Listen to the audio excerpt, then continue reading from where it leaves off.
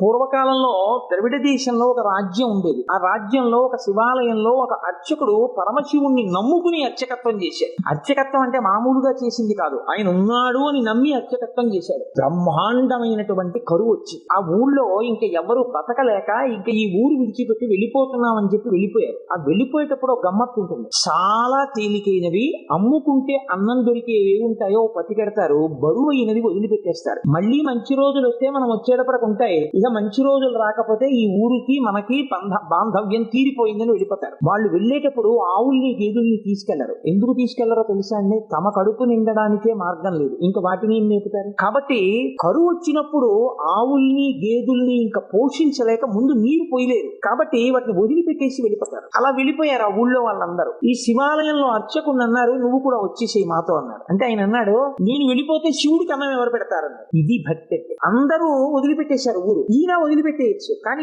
ఈయన బతకడం కాదు, ఆ గుళ్ళో శివుడు బతకాలి. అందరినీ బతికించేవాడు అందరినీ ఊరు నుంచి పంపించేస్తున్నాడు, వాడికి దయలేనప్పుడు నేనెందుకు ఉండాలన్నాడు. ఆయన అలా అనలేదు, వాడికి నేను అన్నం పెట్టాలన్నాడు. ఇదే భక్తి అని ఉండిపోయాడు. అందరూ వెళ్ళిపోయారు. ఈయన ఊరు మొత్తం మీద ఒక్కడే ఉండడం అంటే మీరు ఆలోచించండి ఎలా ఉంటుందో. ఇప్పుడు పక్కింటికి వెళ్ళి అడుగుదాం అంటే కూడా ఎవరు మాట్లాడడానికి కూడా ఎవడో ఉన్నాడు. ఎవరున్నారు? శివుడే ఉన్నాడు అంతే, నమ్ముకున్నారు. ఆయనకే చెప్తున్నాడు, అందరూ వెళ్ళిపోయారయ్యా, నేను ఒక్కడనే ఉన్నాను, నీకోసమే ఉన్నాను. నేను వెళ్ళిపోతే నీకు ఇంత ముద్దెట్టేవాడు లేడు, ఇంత ముద్దెడదామని ఉన్నాను. నాకు దొరికితే నీకు సగం పెడతాను, నాకు దొరకడం మానేసింది అనుకో ఇద్దరం వస్తుంది అని చెప్పాడు. శివుడి మనసు కదిలిపోయింది.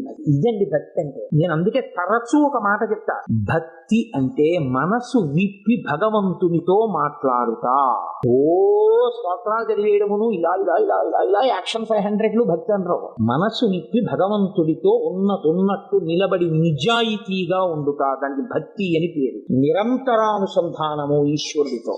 అది తైలధార పాత్రలోంచి పాత్రలోకి పడ్డట్టు పడుతూనే ఉండాలి. కాబట్టి చూడండి, ఇప్పుడు కదిలింది ఈశ్వరుడి గుండె. ఆయన అన్నాడు, ఒరే నువ్వు అక్కడివి నా కోసం ఉండిపోయావు, ఫోన్లో పంచి నీకు చాలా డబ్బు వచ్చే మార్గం ఒకటి చెప్తాను. నేను ఒక శ్లోకం ఒకటి రాసిస్తాను. ఈ రాజ్యానికి ఉన్నటువంటి ప్రభువు చాలా సాహిత్యమునందు మక్కువ కలిగినటువంటి వాడు. కాబట్టి ఆయన నువ్వు పట్టుకెళ్ళి ఈ శ్లోకం చెప్తే చాలా సంతోషించి నీకు కానుకలు ఇస్తాడు. నువ్వు ఆ కానుకలు తెచ్చుకుని దానితో నువ్వు బతుకు, నాకు నైవేద్యం పెట్టు అన్నాడు. అంటే అలాగే అంగీకరించి ఆ గుడిలో ఉండేటటువంటి అర్చకుడు ప్రభువు దగ్గరికి వెళ్ళి పరమశివుడు రాసిచ్చినటువంటి పత్రాన్ని తీసి ఆ పద్యాన్ని చదివాడు. సింధుర రాజగమనాథమ్మిల్ల బంధంబు సహజ సుగంధంబు. అందులో ఉంది, పార్వతీదేవి యొక్క కేశపాశము సహజమైనటువంటి సువాసనతో కూడి ఉంటుంది. సింధుర రాజగమనాథమ్మిల్ల బంధంబు సహజ సుగంధంబు.